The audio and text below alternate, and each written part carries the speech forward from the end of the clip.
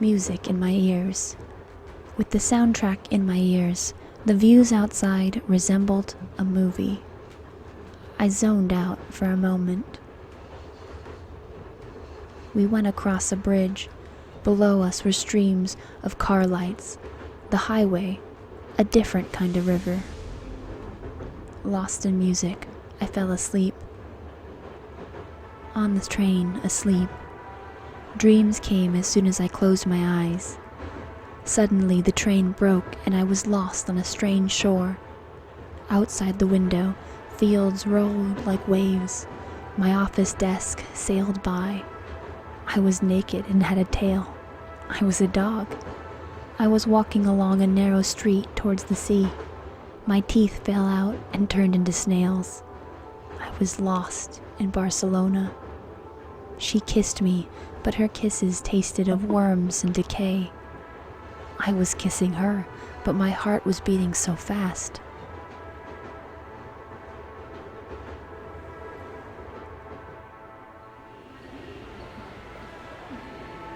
I woke up and arrived in Dusseldorf. Dusseldorf, lost in thoughts. The station was huge and crowded with people. I didn't have a lot of time. Again, I was nervous and tired. The journey seemed to be just another chore. Time was a funny thing when you traveled, especially at train stations. Dusseldorf was a place where people were coming to, and time there seemed to run, jump, stumble, and sometimes even stop abruptly, but only for a second. It felt chaotic, dangerous even. Things shouldn't be like this. I needed everything to be stable and predictable. Soon, a wave of people swept me away with them. For a moment, I was lost where I was. I couldn't stop or change direction, so I just went along with the crowd. 1 second, I was surrounded by kids in yellow caps, a school trip, and the next, the familiar throng of travelers was around me again. Lovers, friends, families, lone wolves, busy people on business trips. I was alone, a stranger in their midst. It frightened me. I felt unseen, unimportant, lost. I headed toward my platform. As I made my way along a corridor, I saw one of the kids in yellow caps. He was 14, maybe 15 years old, trying not to look panicked. But he probably was. His yellow flock was nowhere to be seen, and the phone in his hand looked dead. I asked if I could help. "Hey, is everything okay?" Yeah, he said, obviously lying, a hint of anger in his eyes, at himself, at the world, and at me for noticing his weakness. It was tough being a teenager. I'd know. I chose to respect his autonomy. "Okay then, I'll leave you to your business." I couldn't do anything else for him. As I walked onto the platform, I noticed something on the ground, a set of keys with a shoe-shaped keychain. They looked like they might be someone's house keys. Someone was going to have an unpleasant trip home. Maybe I should take them to the info point? Before I managed to finish my thought, I heard my phone ring. It was an email from a guy at work. We didn't know each other that well. We'd never even been for a beer together. Why was he emailing me on a Saturday evening? It must have been important. Maybe I shouldn't open work emails on vacation, but I knew I wouldn't be able to focus if I didn't check it. I opened it. "Everyone is talking about what you did yesterday." After reading that, I felt a little lightheaded. I wasn't sure if it was from joy or stress, but maybe it was this place, this weird trip, or the lost kid, but I had a sudden spark of clarity. I realized, for the first time in months, maybe years, I felt free. I was thinking about my journey. So far, so good. After spending practically a whole day in transit, I was feeling fine. This trip was my chance to create a life outside of work. So how was I feeling after suddenly tearing myself away from a desk? I was doing okay. I'd already managed to catch up on all the lost sleep, and it felt great. Some of the dreams were quite nice too, at least the ones I remembered. The future looked bright, all things considered. I looked at the keys in my hand. I didn't have time to look for staff and explain how I'd got them.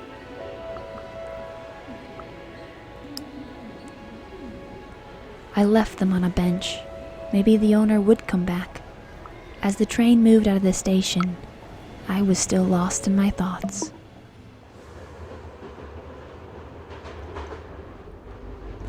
Outside the window, the tracks went through a bigger city, a blip in what was generally a monotone landscape of green fields and idyllic towns. With a piercing blare, another train passed us. A group of high schoolers was sitting near the tracks, drinking beer. One of them threw an empty can at the train. Hungry, I went to the dining car. I found a seat and ordered something. I ate some sausages and sauerkraut. The food was awful. The dining car was full of people, lots of interesting faces. I ate in silence. Some people left. I ordered a drink. The carriage smelled of food. New people came in, looking for a seat.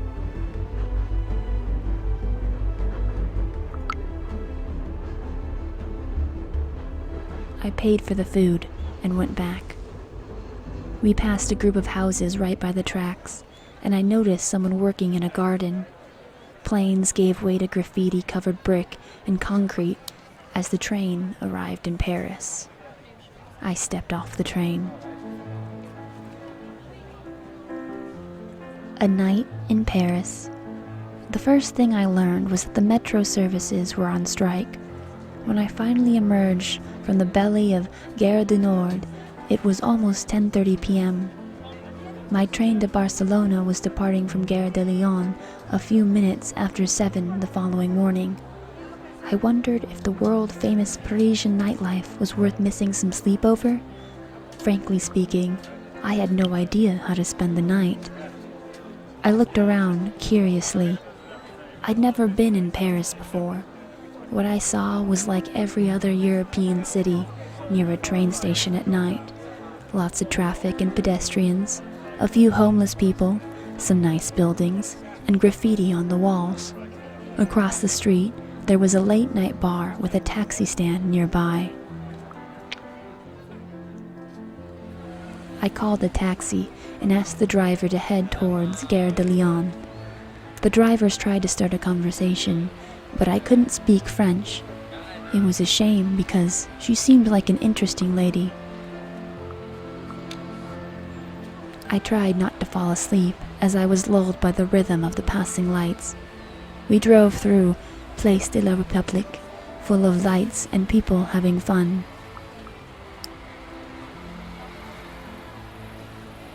Then we turned onto a wide boulevard that was bordered by intimate little parks and squares. I enjoyed the views, strangely enchanted by the city outside. The taxi eventually slowed down as we drove along a narrow, cobbled street near the train station. I asked the driver to stop, paid, and decided to continue on foot. Gare de Lyon looked imposing, over a century old, very grand with its clock tower, large windows, and sculptures nestled on its walls like giant pigeons. Its famous restaurant, named after the train of the same name, was already closed, as was the supermarket, tourist information, and basically everything else. The halls echoed with the hurried steps of the day's last passengers. The floor looked cold and uninviting, but I could try to sleep on one of the benches. I decided to sleep here, and after a while, I drifted off on the hard bench, hugging my bag. Someone shook my arm and woke me up. A security guard was explaining something to me in French, pointing at the doors. I picked up my bag and went. I roamed the streets like a zombie, half asleep.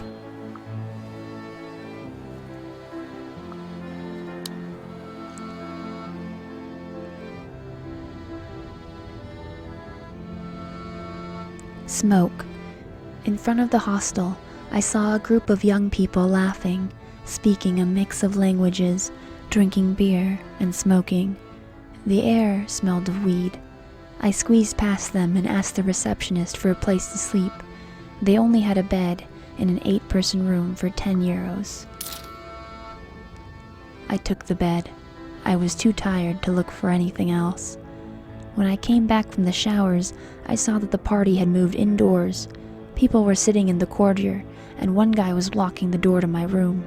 When he saw me, he offered me a beer. "Come on, join us. You look interesting enough." He lit a joint and blew out a cloud of smoke. "I'm Matt, by the way."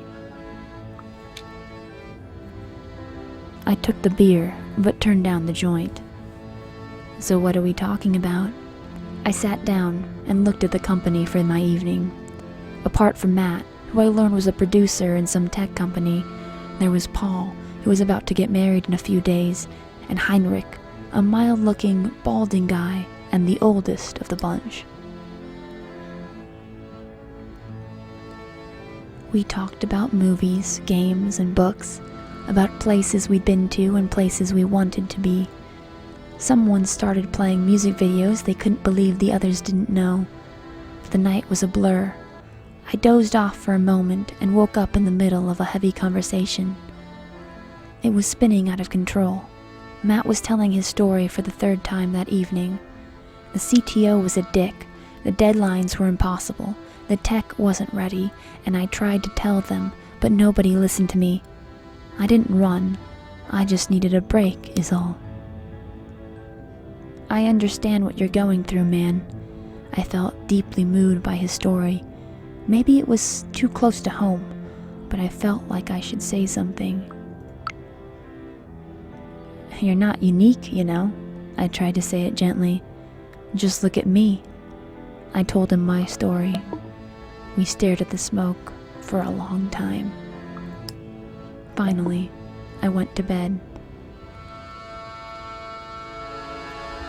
Surrounded by strangers, I slept like a baby.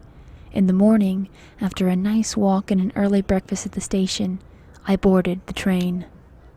Next stop, Barcelona. The world outside.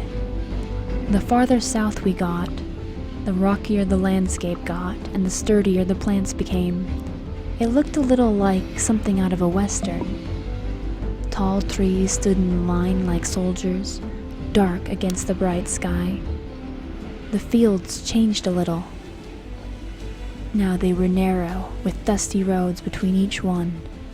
At a crossing, a long line of cars was waiting for us to pass. From the train, I saw the backstage of the world.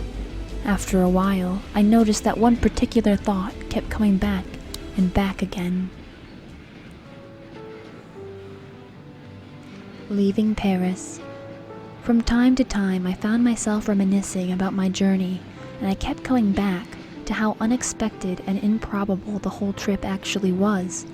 When I left Warsaw, I had a schedule, a spending plan, and everything seemed easy.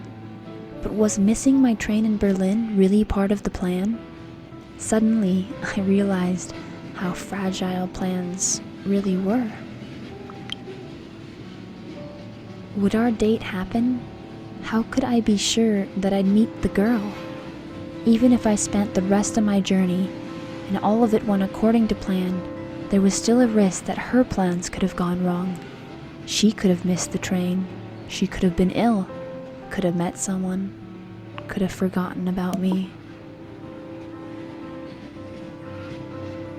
It was a possibility. Even I didn't want to admit it. I felt my stomach seize up. The train moved on, into the future. Meanwhile, in my mind, I wondered who lived in the houses I saw through the window. What did they do for a living? What were their hopes and dreams? My thoughts drifted back to Barcelona, to the meeting 1 year ago. I didn't even ask what her name was. How did I miss that? I had everything planned and there were no surprises in sight. Our meeting was a complete coincidence, but it had such a big impact on my life. I was on my way, free of fear and any vain hope. One evening a year ago, and it was enough for me to drop everything just to go and meet her. I almost felt like she was there with me. Views from the train. Near the tracks outside was a family. One of the adults was showing the train to the kids while their mouths moved in unison. They were counting the rail cars. Wind turbines, with their white blades spinning slowly, stood out against the cloudy sky. An elderly man on a tractor drove slowly along the road besides the tracks. In the distance, I saw a city covered by a blanket of smog. I saw a lone farm surrounded by flat fields. The stone in the old farm building seemed to tremble as the train sped past. We went through a small, empty train station, traveling so quickly I wasn't able to catch its name. Listening to the music, a bird flying in the sky seemed to move to the rhythm of the song. I nodded my head to the music, looking at the views. In the short pauses between songs, I heard the clatter of the wheels. We were suddenly engulfed in darkness as we dove into a long tunnel under a mountain. The thought of the immense mass of rock above us was imposing. The sound of an incoming message muted the music. I looked at my phone. Spain already? An automated SMS from my provider informed me that I was in Spain. Now I was so close to my destination, I couldn't dodge the elephant in the room anymore. What did I want to get from the evening? Despite all the twists and turns on the way, I felt peaceful. If I had made it this far, I'd manage no matter what the future had in store. I thought about the girl.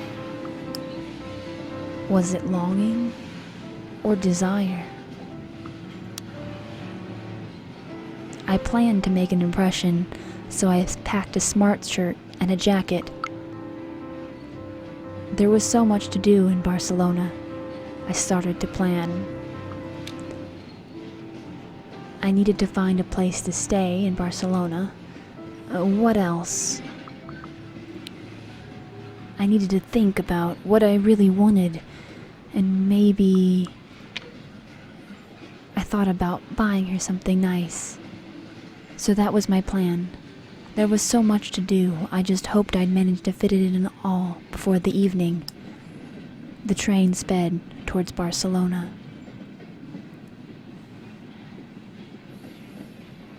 Headphones on.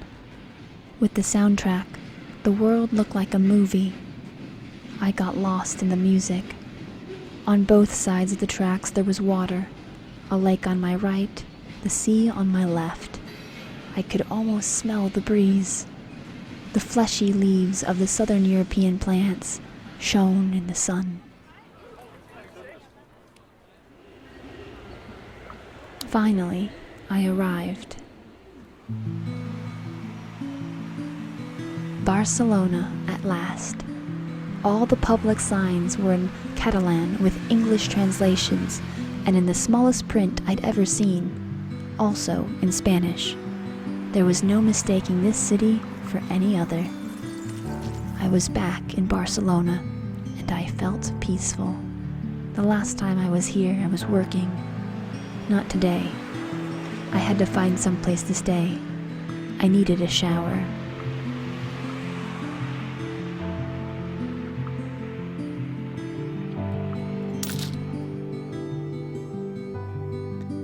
I checked into my hotel. I was tired, took a nap. It was already 2:40 p.m. and I had to be at the bar around 11 this evening. I freshened up and was soon ready to head out into the city. I still had some time to think about what I wanted. Prepare. Hotel. I sat by the window with a cup of coffee and caught my breath as I moved on. When I thought about the fact I didn't know where the bar was, I started to panic, but decided to keep my cool. I couldn't let her think I'd forgotten about the date.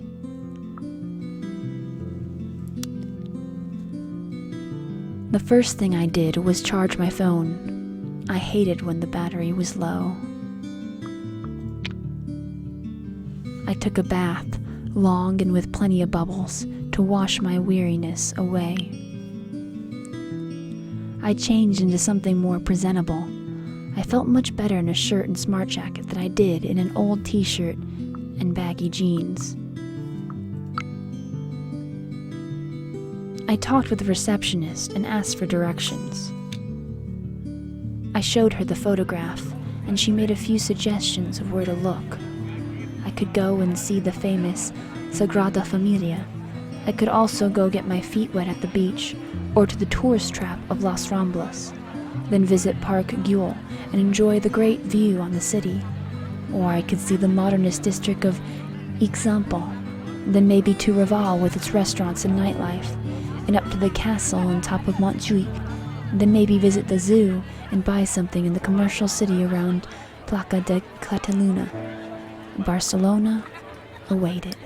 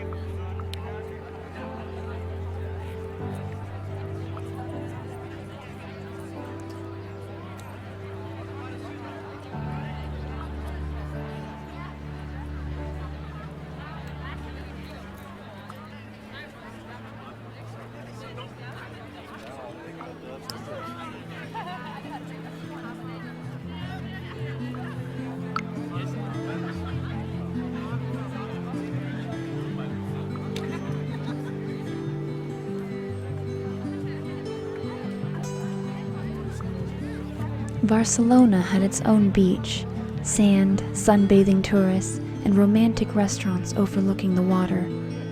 We might have been there? La Rambla, the ultimate tourist trap. I was sure we walked along it, but which way? I'd have to see it to remember. El Raval. I remember students on skateboards, the relaxed atmosphere, and a nice restaurant. The Mar might be somewhere in that area, but I wasn't sure. Plaça de Catalunya. I remember the fountains and sculptures surrounding the huge plaza. I was looking at her, listening to her, holding her hand, but the rest was just a blur. Example, the huge building project from the beginning of the 20th century. Quite impressive, although I was drunk when I was last there. Park Zoologic. It was only open during the day, and I had mixed feelings about zoos. Part of me loved looking at the animals, but I always suspected they didn't enjoy my memory.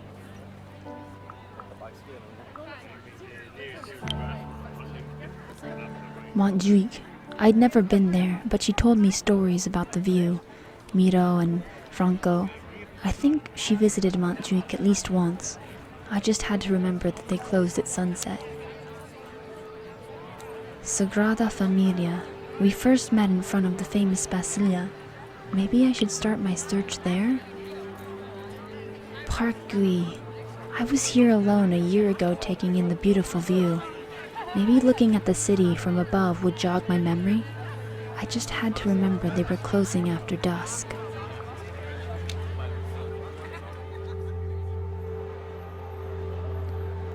Sagrada Familia. The Basilia was surrounded by fence and looked like one. Great big construction site. There were cranes on top of it, which strangely looked like parts of the architecture. The building almost looked like an alien spaceship that had landed in the middle of a bustling inner-city neighborhood. The thought made me laugh. It really was an outrageous design. I decided to stand in the queue and see if she was inside. If the outside was so stunning, the inside must be even better, I thought.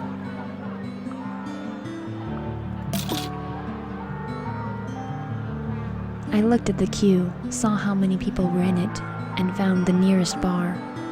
I was hungry. The bar was long, dark, and smelled of fried food.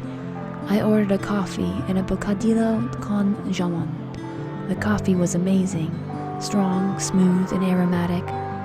The bocadillo was good, like everything with jamon was. I felt every bite fill me with a renewed sense of hope and purpose. My memories stirred. We met in the long queue to the entrance. The day was hot, the sun was shining, the people were all huddled around me. There was a woman in front of me who lifted up her camera, presumably to catch a better angle of the towers, and took a step back, landing her heel directly in the middle of my sandal-clad foot. "Hey," I yelped. She turned around. "Oh, I'm so sorry," she exclaimed. "So sorry. Does it hurt? Can you move your toes? Please move your toes for me so I can check." I wiggled my toes. She giggled. "Can you take a photo of me?" she asked, pushing her camera into my hands and grabbing me by the elbow to drag me away from the queue. But I started to protest. "Oh, come on. Do you really want to go in there? I'm bored to death waiting, and there's way too many people. Take a picture of me, and we can come back tomorrow." I agreed and took a photo of her in front of the massive structure. It looked like a giant termite mound covered in beeswax. The structure still looked like a giant termite mound covered in beeswax, at least from one side. It was time to go. The plan to retrace my steps from last year was working. I hoped that if I started from the beginning and took exactly the same route, my brain would recognize the landmarks and I'd be able to work out where the meeting place was. If I remembered correctly, we walked towards the zoo. The memories of that fateful evening were coming back.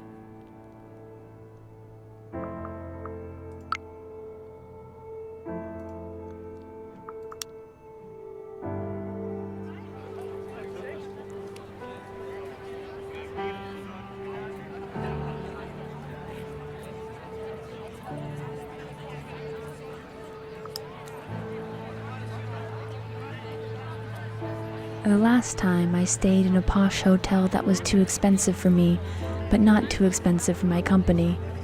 I'd been wondering if I should invite her to my room, but she disappeared before I got the chance to say anything. Maybe this time